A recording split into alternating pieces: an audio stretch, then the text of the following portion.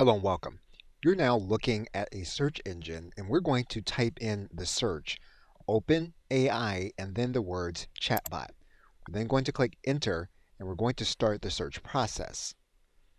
You're going to see a number of search results. The search result that you want to look for will say chat.openai.com. In some cases, what you will need to do is you will need to click the notification button in order to get OpenAI to allow you to enter the system. And you're going to need to write in your email address. We're then going to click Submit. You'll then be notified when ChatGPT is going to be ready to allow you to start your account. As of the recording of this video, once you get access, you will have an interface that looks like the one on your screen. On the left side menu, you will have previous conversations that you have with the OpenAI chatbot.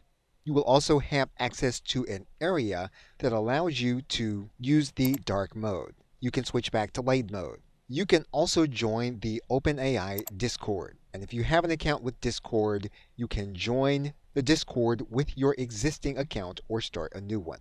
You can then access a notification page of any updates with ChatGPT.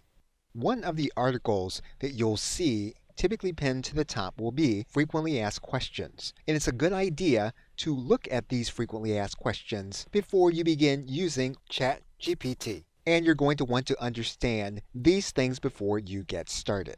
You will typically see, and this will tell you what changes have been recently made with ChatGPT. And again, as of the recording of this video, you will be able to determine the updates that ChatGPT has made.